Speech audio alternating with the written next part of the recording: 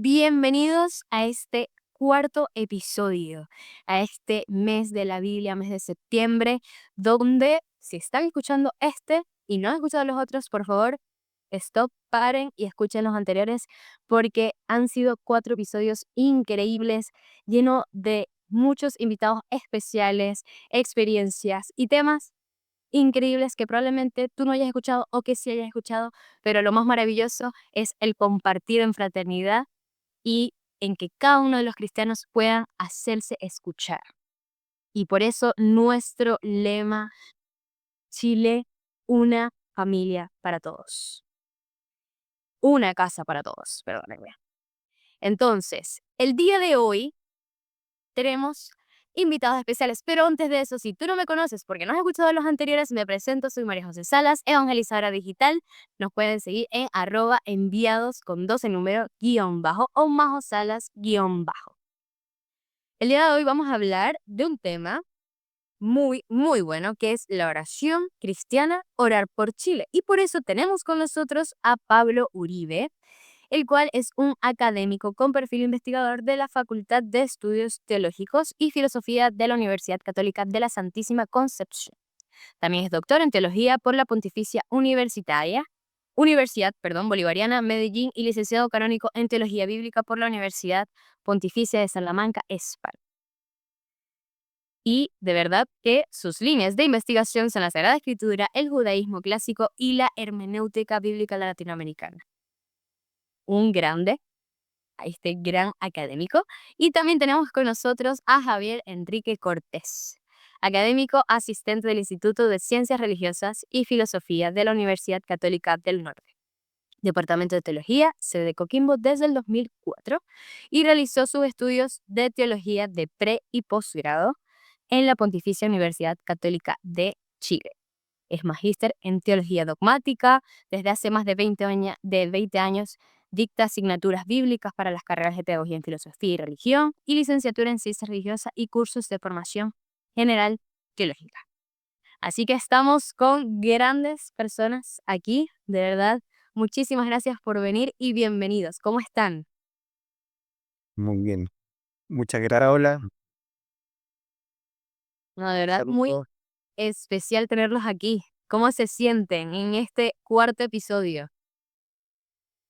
Muy bien. Un saludo para todos los que nos escuchan y con muchas ganas de poder aquí conversar un ratito sobre este tema tan importante como es la oración. Así es. Y muchas veces como cristianos o como personas nos olvidamos de la oración. Como se nos va en nuestro día a día, estamos muy enfocados o estamos muy yendo a la monotonía diaria de ir a la casa, trabajo, trabajo, casa y así sucesivamente. Y muchas veces nos olvidamos de todo lo que es la oración. Pero justo el Papa Francisco, dejando su legado y todo lo que nos ha dicho, ¿no? Durante muchos años, que la oración es el aliento de la fe. Yo creo que esto es clave. La oración es el aliento de la fe. Y por eso, Pablo, te pregunto, en tu experiencia, ¿qué cambia en la vida de una persona o comunidad cuando la oración es parte real de su día a día? Sí, bueno, es muy interesante esa pregunta y si nosotros miramos, por ejemplo, la Biblia está llena de testimonios de gente de otro tiempo, de otra cultura, de unos lugares muy lejanos. Y esa gente nos da el testimonio de la importancia que es la oración para sus vidas. Porque si eso no fuera así, por ejemplo, no existirían los salmos, no existiría este grupo tan grande de textos tan maravillosamente escritos de poesía, ¿verdad? Que probablemente fueron cantos que se usaban en el día a día y que son ejemplos de oración. Entonces ahí tenemos muchos testimonios. El Nuevo Testamento también. El mismo Jesús le enseñó a sus discípulos a orar y él tuvo una vida llena de oración. Hay momentos que se destacan en los evangelios donde se nos muestra a Jesús que él se retira para orar, que eh, habla con su Padre, que clama por los discípulos, que pide.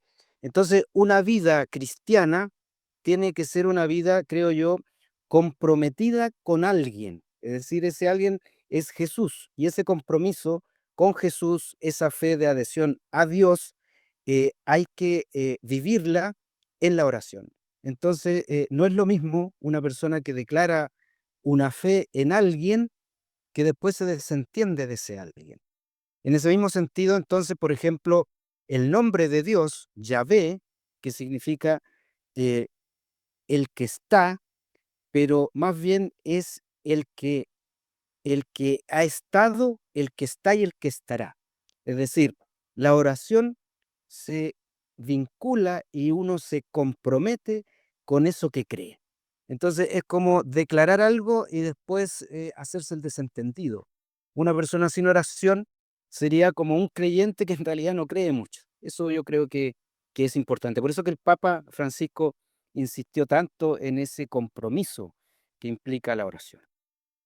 Claro. No, y yo creo que es algo ilógico, decir amo a Dios cuando no oro y que en verdad es hablar con Él. Entonces, muchas veces no somos lógicos en eso, pero yo creo que hay que recalcar eso, el aliento de fe, el aliento de fe. Y también junto a esto, y justo lo comunicabas, que en varias partes de la Biblia hay muchos momentos donde se habla de la oración. Una de las cosas que Jesús nos regaló es el Padre Nuestro, increíble oración para nuestra vida. Pero también a veces vemos como muchos jóvenes, en este caso, y también adultos, sienten que el orar es repetir y repetir y repetir palabras. Y por eso, Javier, quería preguntarte, ¿cómo podemos descubrir que la oración es más bien un encuentro vivo con Dios, esa unión, esa común unión con Él? Sí, bueno, justamente a veces sucede que los jóvenes sienten por qué hay que repetir palabras, pero más allá de las palabras, de las preces, las oraciones, en fin, hay una experiencia de fe también de hombres y mujeres a través de la historia para relacionarse en el fondo con Dios. ¿M? Y lo interesante es que yo creo que una de las experiencias a las cuales están invitados los jóvenes, que cuando entramos en contacto con la oración, nos disponemos, reconocemos también nuestras limitaciones. Y muchas veces, una de las características a través de la historia de la humanidad ha sido que es la autosuficiencia a veces de los jóvenes. Entonces los jóvenes que en el fondo, ¿por qué tengo que recurrir? ¿Por qué tengo que orar y pedir? Bueno, y esas es interesante cómo la escritura también nos muestra que a veces, sin de alguna manera ser estos jóvenes en años, a veces también podemos tener estas actitudes como de juventud autosuficiente, de no reconocer en el fondo nuestras limitaciones, nuestras carencias, y lo encontramos incluso en el testimonio bíblico, cuando en el Evangelio de Lucas, por ejemplo, cuando desarrolla sus parábolas de la misericordia, una de ellas justamente dice relación de un joven, el menor, ¿ah? Que dice: yo tengo resuelta mi vida, quiero yo hacer mi vida independiente del Padre, ¿ah? Y quiero largarme en el fondo con la riqueza que me corresponde, y después lo sufre, digamos, estas vicisitudes, lo pasa mal, y dice: bueno, ¿tendré ahora esta suficiente valentía o tendré, digamos, esta cara para afrontar mi vergüenza que me he alejado de la casa? Y siempre esa imagen tan rica que nos presenta el Evangelio de Lucas, justamente sobre este Dios misericordioso, este Padre dispuesto a acogernos, es una de las claves justamente que alude a esta realidad de este Dios misericordioso que nos escucha, que es capaz justamente de escuchar esta invocación de la aflicción, en este caso, que aparece en la parábola ahí del Hijo Pródigo. También la Escritura nos dice que a veces tenemos dificultades para expresarnos, ¿ah? Para hablarnos, pero en las cartas de Pablo, por ejemplo, la carta a los Romanos nos dice justamente que el Espíritu viene en ayuda nuestra, ¿m? Y nos ayuda justamente a orar y pedir en el fondo como nos conviene. Entonces, yo creo que esa situación se da, que muchas veces la juventud se empodera con autosuficiencia, como yo no necesito nada, pero esta actitud vital de la oración significa reconocer nuestra condición de peregrinos, que no todo lo tenemos resuelto y recurrimos a Dios justamente para que nos acompañe, nos sostenga en las vicisitudes, pero también como alabanza, como señalaba Pablo. Claro. No, y algo muy impresionante, y con el tema de las dificultades, no sé si a ustedes les ha pasado, pero a mí me ha pasado muchísimo que cuando más estoy en el suelo, cuando más estoy más necesitado, no es que aumento mi oración, no, pero siento que mi oración me fortalece muchísimo, me sostiene, me ayuda, no sé, como que de verdad que hace que aumente mucho más mi fe. Aunque esté pasando las peores, porque obviamente cada quien cara con su cruz, siento que el estar con Jesús, el decir, ¿sabes qué? Estoy pasando por esto, pero yo confío en ti, creo que o sea, a mí personalmente me ha sostenido demasiado. Y yo creo que a todos nos ha pasado así. Entonces yo creo que es muy importante. Por eso quisiera que llamáramos a la acción. ¿Qué consejo, qué llamada o qué palabras le podemos decir a las personas que hoy nos están escuchando? Porque hemos hablado y ustedes han respondido muchas cosas increíbles y yo creo que es importante ahora llamar a la acción. ¿Qué consejo le pueden dar a las personas que nos escuchan sobre la oración como cristianos?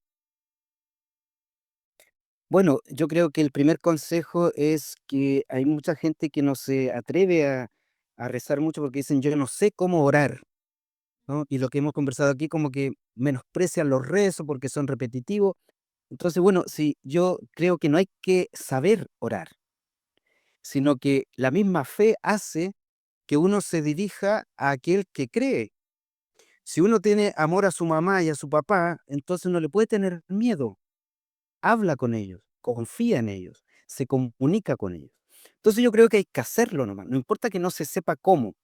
Ahora, toda la Biblia es una gran escuela donde nosotros podemos aprender a rezar y, por ejemplo, ver cómo Jesús enfrentó sus últimos momentos de su vida, doloroso, dramático en el huerto Getsemaní. Rezó, oró al Padre. Así es. Y así está todo como decíamos, el Antiguo y el Nuevo Testamento con muchos episodios de personajes que oran, que hacen oración. Entonces ahí podemos ir aprendiendo. Y también no descuidar la larga tradición católica de los rezos. Los rezos son bellas poesías que están llenos, ¿cierto?, de ese vínculo de oración con Dios. Entonces rezarlas, pero reflexionarlas, repetirlas y pasarlas por la cabeza, pero más por el corazón. Yo creo que esas son las formas y hay que hacerlo, hay que atreverse. La espontaneidad también, como quien habla con un amigo. Así es. Entonces creo que todas esas son formas de ir cultivando una vida espiritual, una vida de oración. Así es, totalmente. Bueno, de verdad que esto da para muchísimo, pero aún así yo creo que me quedo con eso de la oración es el aliento de la fe. Y yo también creo que todos los que nos están escuchando se quedan con algo. Y por eso quiero darle infinitas gracias por este gran episodio. Gracias por darse ese tiempo para poder compartir tanto conocimiento que en verdad podríamos estar aquí una hora. Yo creo que lo he repetido en todos los episodios porque es impresionante estos temas que se puedan tocar, aunque muchos cristianos lo sabemos, hay como que seguir decantando, seguir llenándonos de eso. Así que nada, gracias Pablo, gracias por tanto, tanto, tanto. Gracias Javier. Y nada, nos despedimos el día de hoy.